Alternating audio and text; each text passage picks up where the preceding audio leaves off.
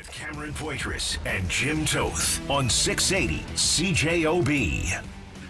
Jets at Noon is brought to you by Wash Method Car Wash, 690 St. Anne's Road. VIP take on the text line to win a VIP car wash from our good friends at Wash Method, 204-780-6868. We'll announce the winner later in the program, which is coming to you live from the Boston Pizza Studio for gourmet pizza and pasta. Bring the team to Boston Pizza. I'm coming into this, into the beginning of the show here, and Forte, I actually need to say something to you. Don't talk to Jim Toth anymore. If you want to say anything to Jim Toth, you talk to me. Yes, sir. You don't look at me either. Sir. You look at him. Oh no. You don't look at him. Who do I talk to? Who do I look at? Why don't you just go outside, come back in 10 minutes? Yeah. Get yourself together. Get yourself together. I need to, yes. You don't look at him. You look at him. You look at me. You look at me when I'm speaking. So inside joke for the listeners, but Forte said, "Excuse me," and I'm like, "You don't talk to him. You talk to me. You don't look at Cam Poitras. You look at me if you want something. Yeah. I will ask Cam for you." Yeah, that's what we were What laughing movie at. is that from? Oh, God. Is that like a coach or something? Could be any movie. You don't look at him, you look at me. I don't know. So anybody I has mean, an I idea? can remember my Text- childhood being in trouble and Yeah. the teacher saying, "Don't look at him, look at me." Like, I am looking at you. He did it. I don't know. If you know what movie that's from, text the show, 204-780-6868. And if you don't, Yeah. I don't know. But send us a text. VIP texter's going to win themselves a VIP car wash. These are from the good friends at very Wash Method. important things we need to know here on Yeah. the hockey show. What movie is that from? Yeah. What song is that? Yeah. Things like that.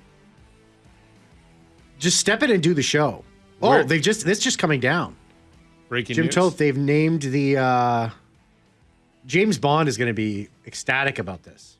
Have you seen this? No.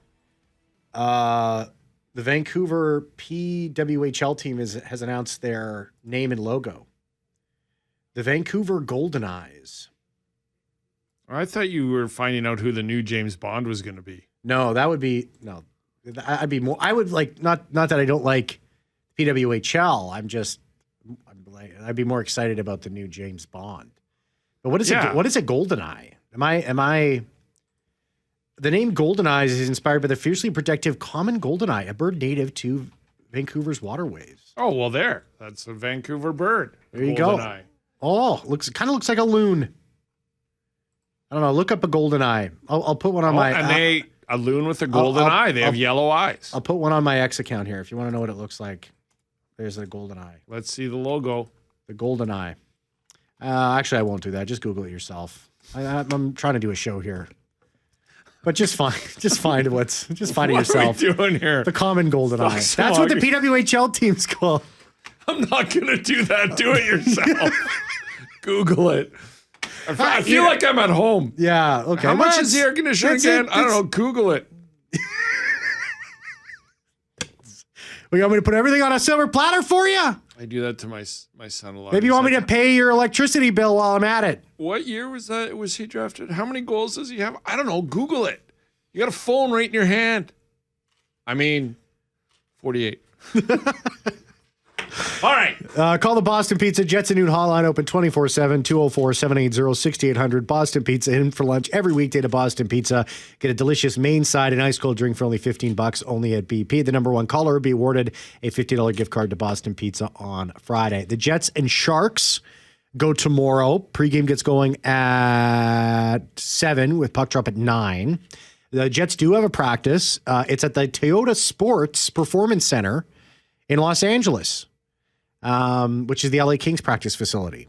So they did stay overnight. They spent the day in LA, their day off in Los Angeles. In Los Angeles. Los Angeles. But their practice is going to go at 2 o'clock our time. So we'll be looking to see if Gustav Nyquist and Dylan Sandberg and Cole Perfetti will shed their we'll see if Gustav Nyquist is out there and if Dylan Sandberg and or Cole Perfetti shed their non-contact jerseys at the practice today. So those are going to be the big pieces of news. And speaking of we Los won't know Angeles, that till 2. a texter said it's when Wahlberg was interviewing DiCaprio in The Departed, which was on AMC the other day. And That's a great movie. Oh, it's so good.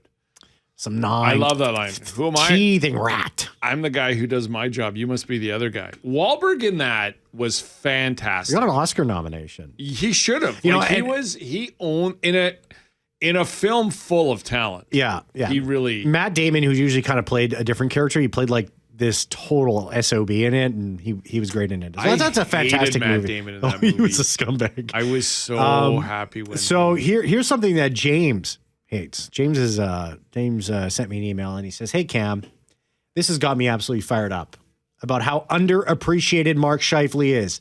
This has got to be a joke, in but barely in ? In reference to the 2026 Olympic updated team roster projections done by the Daily Faceoff. Now, Stephen Ellis and Matt Larkin on the Daily Faceoff, they put together their projection. That's a great guy. We should get Matt on once. We should.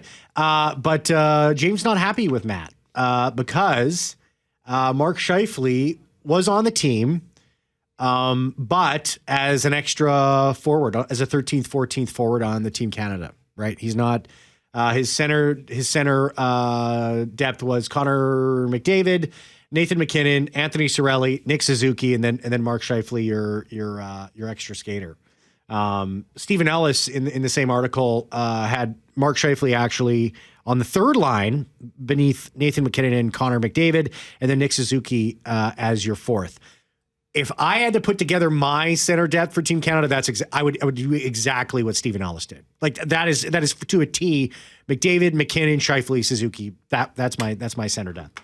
And every other list that I've looked at has Scheifele close to a lock on this team based on the way that he started this year and how he ended last year, and how I think it's sort of been accepted that he was a snub on the Four Nations team, and a pretty serious snub at that.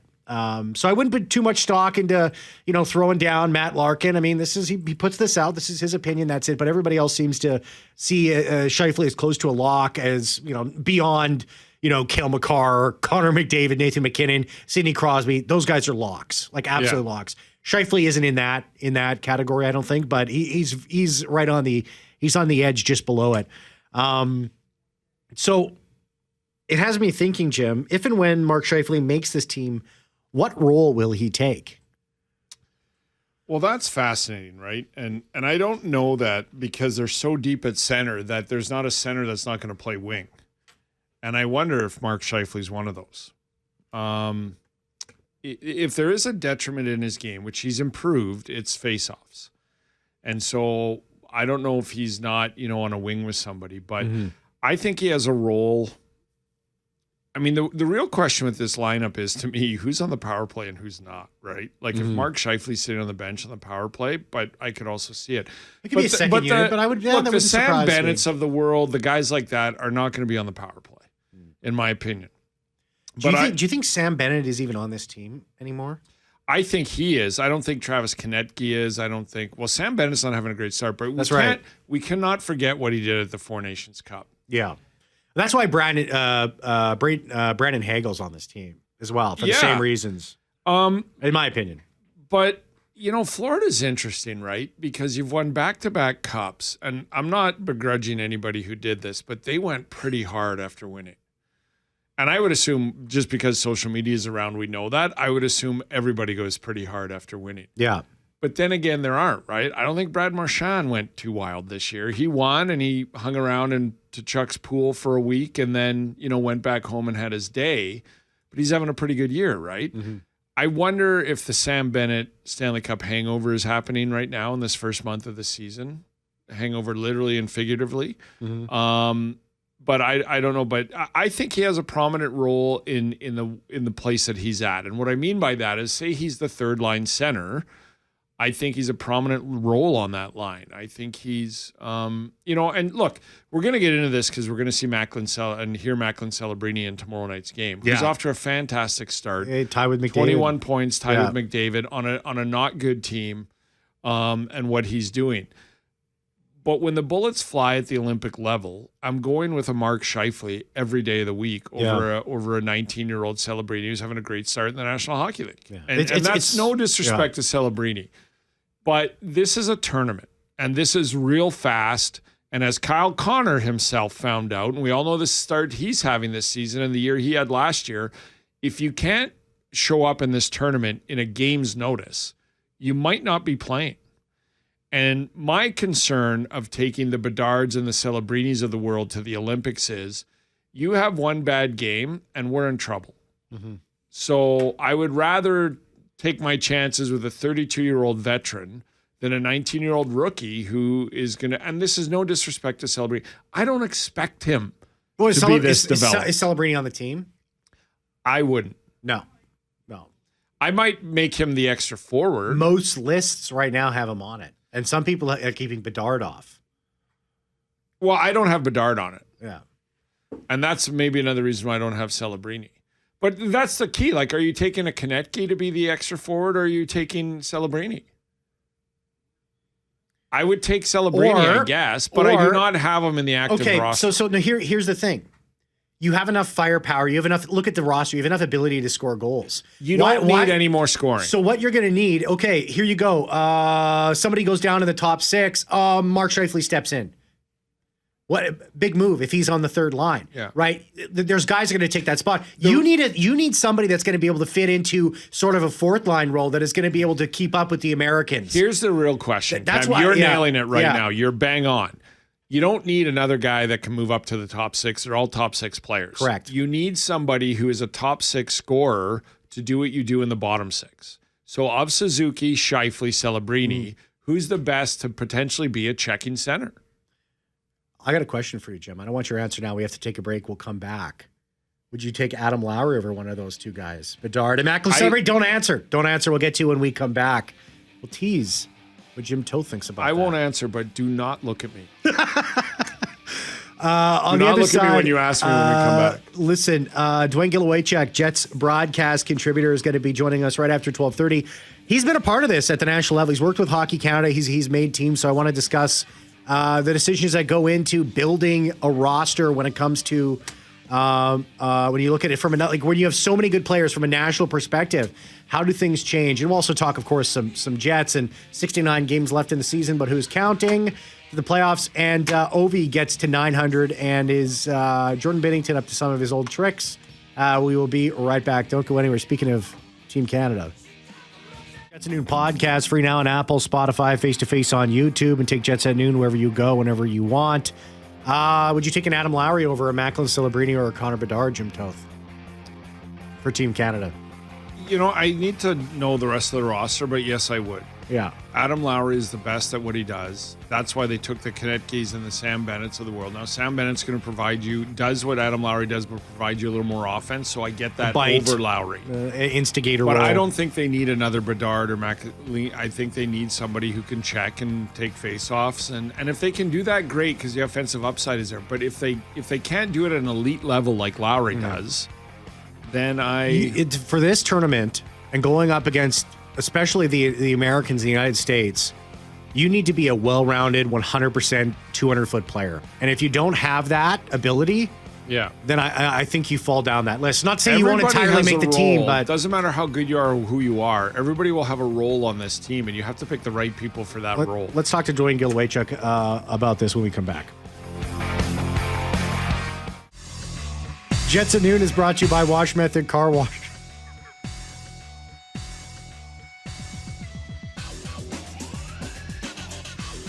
.690 St. Anne's Road. You don't talk to him, you talk to me. You won't have to wait as long to get into Wash Method as Cam just waited to read you the rest of that. And you don't look at me. Don't look at Fortune. Do not look at Jim. Don't look at him. When you have something to say to him, you say it to me, and you look at me when you say it. He's just so handsome, though. Can you tell him if I catch him eyeballing me, this show is over? I'm walking out. Jets at Noon is brought to you by Wash Method Car Wash, 690 St. Anne's Road. VIP take on the text line. Win a VIP car wash from our good friends at Wash Method, 204-780-6868. We'll announce the winner later in the program. Which is coming at you live from the Boston Pizza Studio for gourmet pizza and pasta. Bring the team to Boston Pizza. Jim Toth, happy to welcome Dwayne Gylywoychuk, Jets CJOB broadcast contributor on the program. Hey, Dwayne, how are you? Pretty good. It looks like and sounds like you guys are having a good Thursday in the Boston Pizza pretty. booth today. Sometimes it just happens, Chewy. You have one and you think you'll do a show, and then all of a sudden you're 6 deep. No, I'm kidding. Of course. Yeah. Hey, I wanted to appreciate you reaching out on that Logan Stanley play with. You were right. Yeah. So we as a former defenseman and coach yourself, you would know that he needed to close that off better for that goal not to happen. Yeah, you know what, and you know what, if you even back up the whole play, it starts, in the corner where the puck, there was a puck battle that was lost, or, for puck possession there. It goes back up to the top, and obviously Bernard is all alone up top. He has some room to make a play. But Stanley's got to engage a little bit sooner before that, that player gets to the front of the net to take away that opportunity to receive that puck. And then to be able to do that, he's got to take away time and space. For a player to put this, the puck between his legs and put it between Stanley's legs, that's a time and space issue for the defenseman defending for sure. What do you make of Stanley's play this year compared to what we've seen in the past, and how patient the organization has been with him? Well, you know what? I think that he's, as a player, he's got to be pretty loyal to the Winnipeg Jets, right now. They've given him every opportunity to grow, to buy his time, to find his way. And I think we're finally seeing a Logan Stanley that's a mature player, has finally realized the type of player that he has to be not only a Winnipeg Jet, but an everyday NHL player. And I think he's really simplified his game, which has now gotten a confidence of himself. But you look at his minutes, he's not killing a lot. He's not doing a lot of things away from his 5-on-5 play. There's different times throughout a game and different situations he had to kill a little bit, but he just has to be Logan Stanley, which is 5-on-5, making a good first pass, defending with his feet, being physical when he can. And I think that's the biggest thing for me, is that he's not running around out of position to try and be physical, which I think in the back of his mind, he always knew that he had to be because of his size, because of his stature. I think he always knew he had to make a physical presence felt. And when he's now doesn't have to know that has to be done every shift, he's just being a defender. He's got the confidence. And the things that Logan Stanley's always done really well is from the offensive blue line, he has a shot. He has the ability to get shots on net, to create some chaos, some havoc in front of the opponent's net. But also, this is ability with his feet. That's been the biggest improvement. So I think he's worked hard in the summer. I think that he's been able to get a little bit quicker. And with all that, this breeds confidence. And I think that's what we're seeing in Logan Stanley right now. So we're talking about Team Canada and the preparation towards Italy coming up in February. And now, it's not every single one of these website projections, which means as much as the ink or whatever the screen tells us. It's not worth much right at the end of the day. What's worth it is the way that Mark Scheifele has played to start the year. But there's some still suggest that Mark Scheifele is a bubble player for Team Canada at the Olympics. Now, you've worked with Hockey Canada in the past, and when you are building a team like Canada, where you have so many options and so many dynamic elite options for this spot, that spot, right? There's more decisions about who isn't on the team than there is that is on the team in some respects. What do you think Mark Scheifele's role could be on this team, and how do you go about sort of picking and choosing certain players? Well, I think you got to look at, the coaching staff would have sat down before Four Nations and then after Four Nations, and then really kind of characterize, okay, what kind of players do we want on this team? What do we need for our top 6 players that we see now?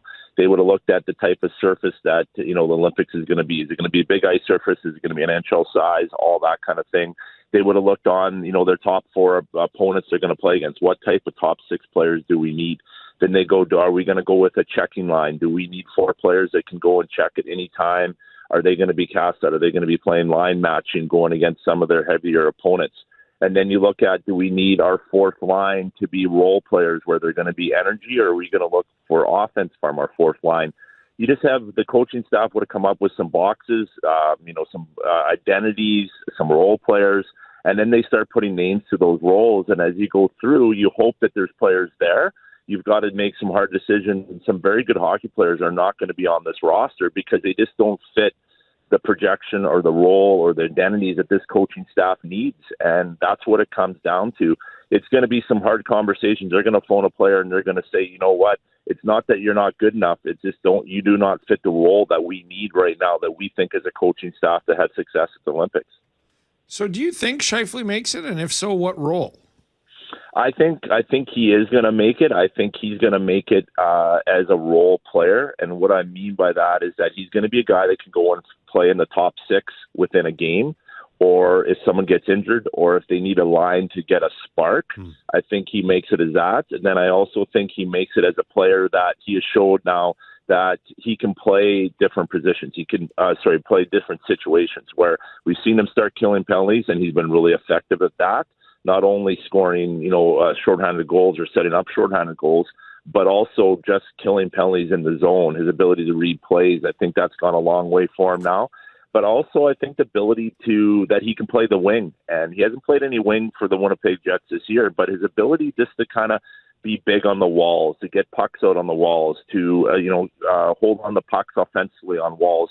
I think that has been a real big asset that Mark Scheifele has worked on the last 2 years, and I think it's going to go a long way again to him making that roster. But I think one of the biggest things is Mark Scheifele's maturity, where if things haven't gone right for him on the ice, if he hasn't got a call or if a player's rubbed him the wrong way, whatever that is, he's gotten back up, he's dusted himself off, and he just continues to, try harder, be better the next shift, find a way to beat that competitor. I think that's going to go a long way in his character, which I think will kind of give him a roster spot on that team. Macklin Celebrini right now tied with Connor McDavid for the lead in the National Hockey League in points.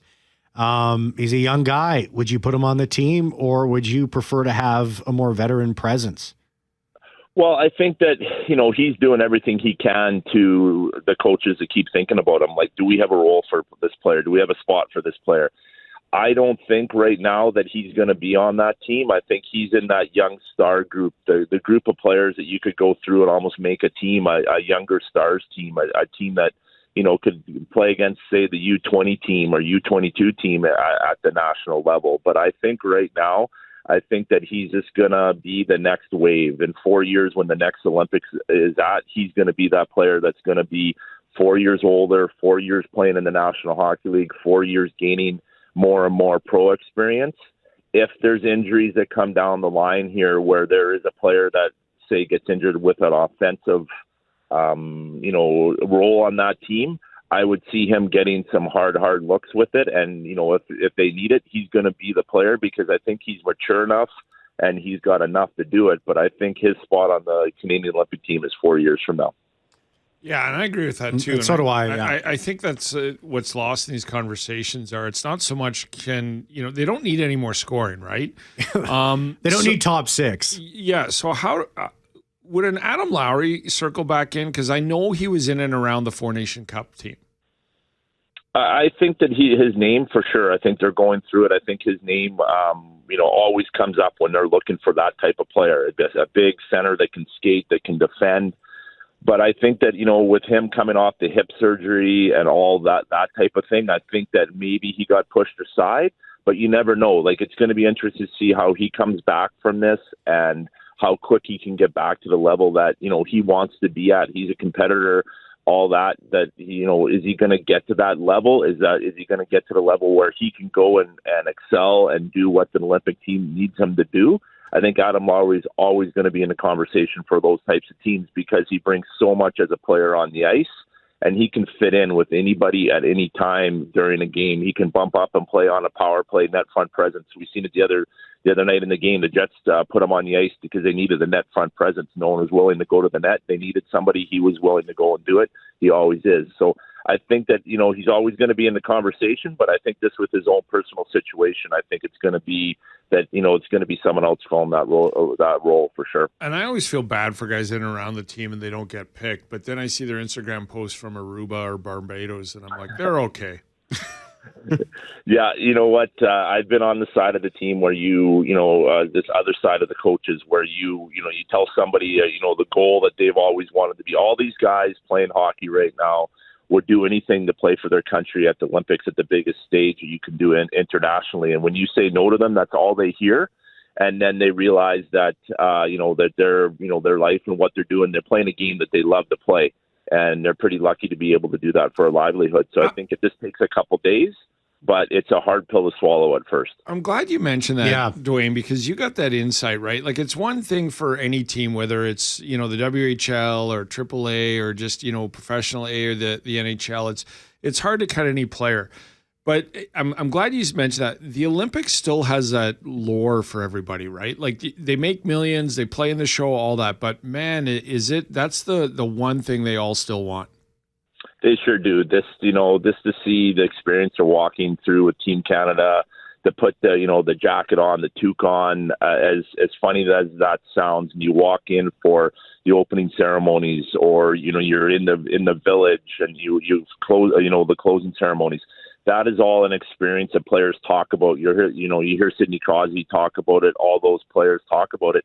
It's a big honor for anybody to represent their country on an Olympic stage. And hockey's always been that big thing. Everybody talks about, the 2010 Olympics in Vancouver. And then, you just go down the line of all the memories. An Olympic memory in hockey is always brought up when you're thinking about great games and the great goals that are scored. And that's why players want to do it. Dwayne Gylywoychuk, 680 CJOB Jets broadcast contributor. Dwayne, thanks so much for your time. Appreciate it. Take care, okay? Yeah, you guys behave yourself. It's only Thursday afternoon, eh? Take it slow. Always great having you on. You just sip the first couple, and then you don't get into trouble later on. By the way, Dwayne, last summer, I had my then 12-year-old out at the Transcona Arena. I forget the name of it. I'm sorry, but it's like a brand new arena, but it's also attached to the old part. It's a great barn in town. And I know.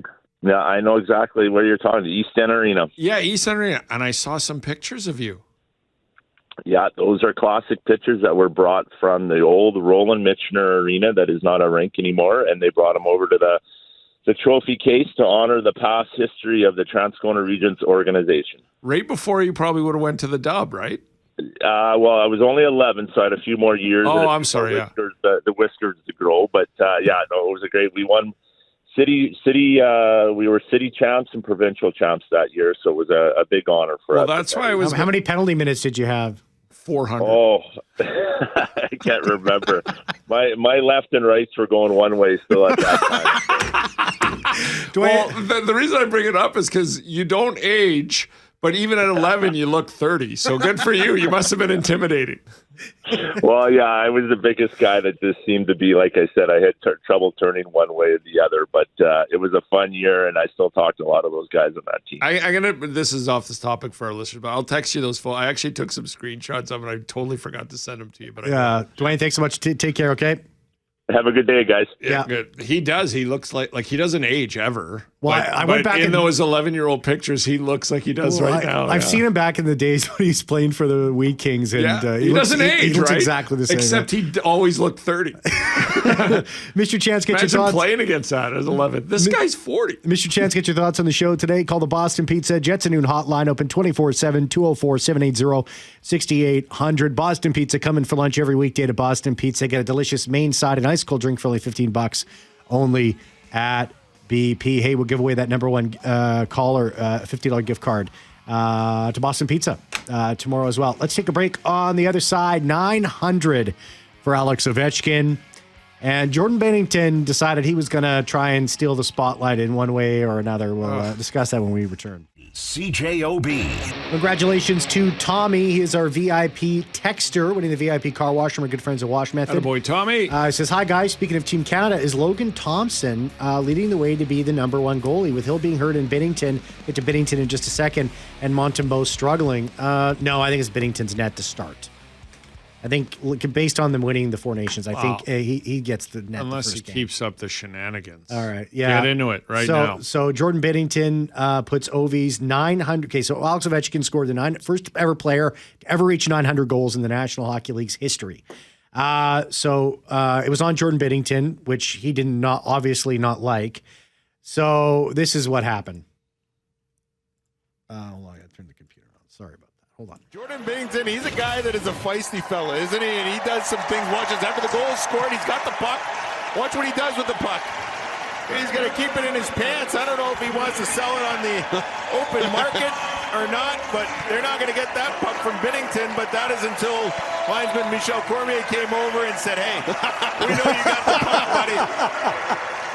Good job catching that. There's cameras everywhere, guys. So the linesman has to come over and say, come on, man. Give us the puck. You're shoplifting at this point. Dude, this is a piece of history. I know you're a clown. He didn't look like he wanted to give it back.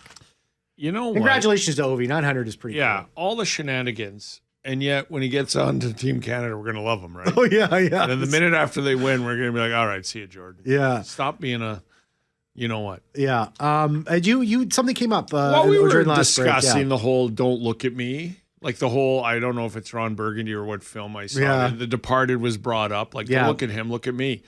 Don't look at me and stuff. So Kelly at Club Regent Casino, and Casinos puts on all those shows. Frequent listener, really great guy, really good guy. Kelly listens all the time. Sent me this, and I totally forgot about it. But the old over, you don't talk to him or whatever. One of the most infamous stories in the NHL. Sean Avery was the enforcer who never held back. He was always on a mission, and he got a fearful enemies in the NHL for it. Avery is also the main and classic NHL antidote. When legend Brett Hall played for the Detroit Red Wings, he was teammates with Sean Avery. One time when the Red Wings played the Colorado Avalanche, Joe Sakic skated by the Red Wings bench, and Avery stood up and said, "Hey, Sakic!" But he was immediately pulled back down as Brett Hall grabbed him from the back of the sweater, yanked him down to the bench. Hall looked at Avery and he said, right in his eyes, "You are not allowed to speak to Mr. Sakic." Avery then kind of shrugged and looked down the bench, and all the other players were nodding to obey Brett Hall. Years later in retirement, on a Sportsnet roundtable, Hall and Sakic were sitting as part of members of a guest, and Hall brought up the story, to which Sakic laughed. Well, it didn't last long because when he went to LA, he no longer listened to you and he had already forgotten about it. But just the old, no, you don't talk to him. No. Sit down, Sean Avery. Jim Toll, take you all the way till 2 o'clock. Thanks very much, Jeffrey Thanks, Forte. Look at me. Do not look at Jim. If you got something to say great to Cam, job. Great job you say today. it to me, and I will decide if we question Cam about it. Great job today. Great job, Forte. Jets, Sharks tomorrow. See you at Free for All Friday.